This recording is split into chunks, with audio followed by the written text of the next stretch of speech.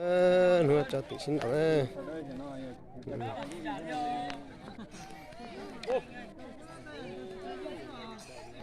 Thế nó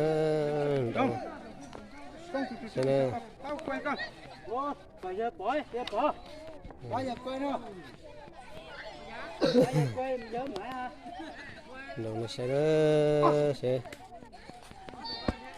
đồ lồng chả nữa.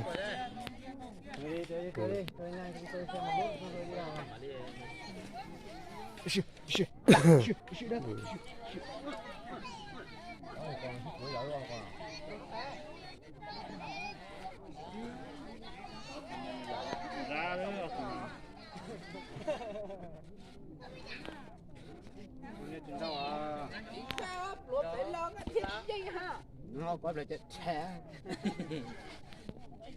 sao phải nhìn rau đi ha.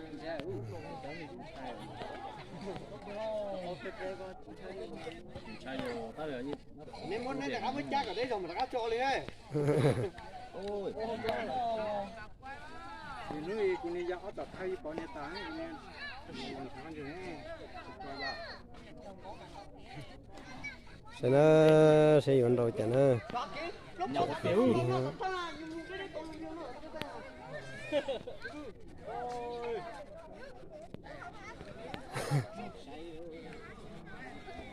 Ô, đau à. Tỉnh à.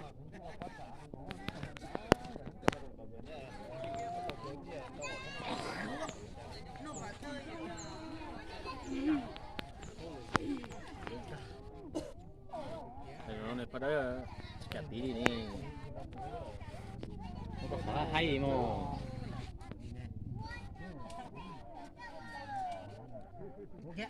Rau kìa.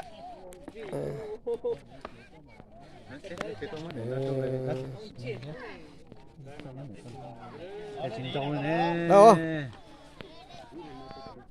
Tay bóp tư. Tay bóp tư mà.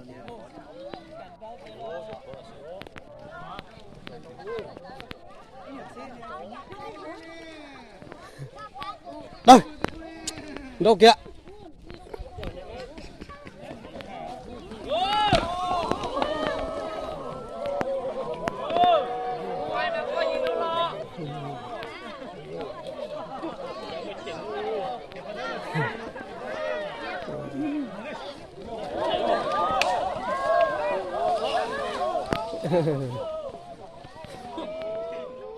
Say đó, ruột tự thế đó.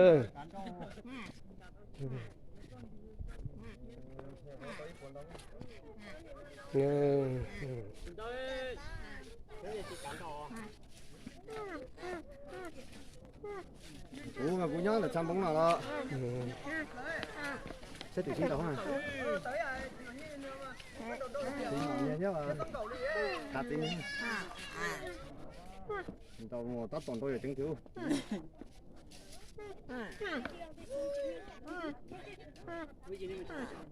Có gì? Nó xí ha.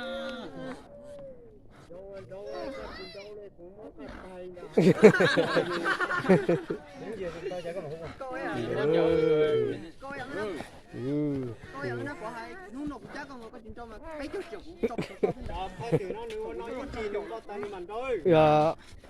Nó bỏ này nó bao giờ bị có cho chồng chứ nó mà cái chồng một tí nó cho cho bỏ cho à. Ô, thật thế này đâu tôi ra rồi. Thì nón này cháu mồ. Giờ cái sự cần nhỏ lên thì có tự tăng à. Cái này chỉ mỗi giỏi anh nên sáng nên nhỏ cái nhạc kèn nó nữa các bạn nó nói Là nó tròn ấy. Nhiều ruột tự đau xưa nữa. Đó nhỏ nhỏ nó mà tôi sao ơi, có là tôi sao ơi. Nó sẽ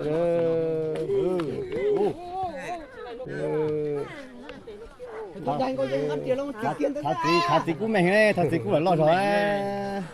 Bây giờ ăn cái. Lại. Tiếp được. Lạ. Nó chụp lại lại đi rồi. Lại. Tiếp đi. Này tròn tròn này. Tốt được. Mà đó. Đây chưa? Vòn ta. Cái gì cái đây. Hết rồi, mà rõ. Mà rõ.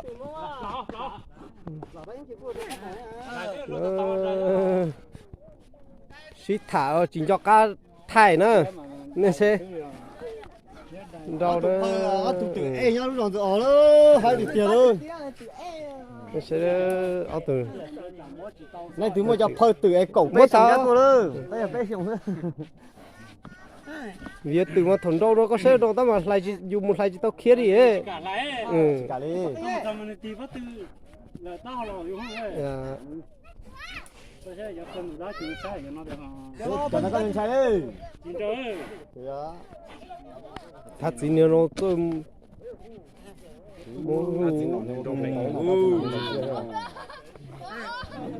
ô có chuyện tỏi xin nói thế này không làm không thể nữa rồi nó sẽ 우리 해 떠려. xin nói này to cái này to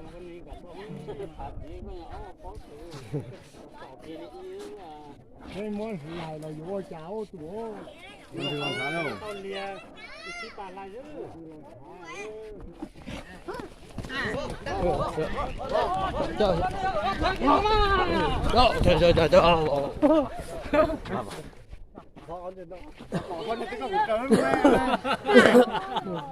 nó cho tự xin đầu đó 오늘 찍게 하려. đầu sai đó này sẽ rồi tự xin đầu đó cái này xả tiền thì dùng mỏ luôn đi 오늘 집 번짜리야. cái này cảm đâu thì cái này cảm đâu cái còn này mấy hả tao lấy rồi đấy à. này sai đó cũng giống như con tụi mà to vậy nó này người ta bắt bắt thiếu giờ thật nhiều tao ấy giờ thắp con con trọ à. Thắp con trọ mà của tao đã thắp con trọ à. nó muốn chỉ đúng là lên nhiệt đỡ tỏi chú lông là giờ cú đây ý là đi đây xịt ra tỉnh chú đấy cú đây chứ như tập hết đấy thế nên chỉ bón đồ đấy thế nên là nó tên thế này con con này trọ. cán đồ bên này thắt cán đồ họ thế nên là lão sĩ ấy thật sự cái trái lộc của thằng nó khó cho mùa ta À. Nè. Vâng.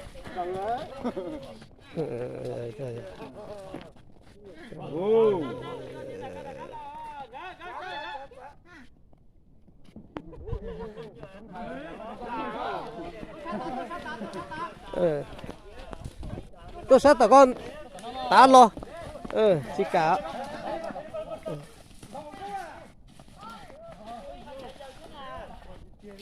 gì nữa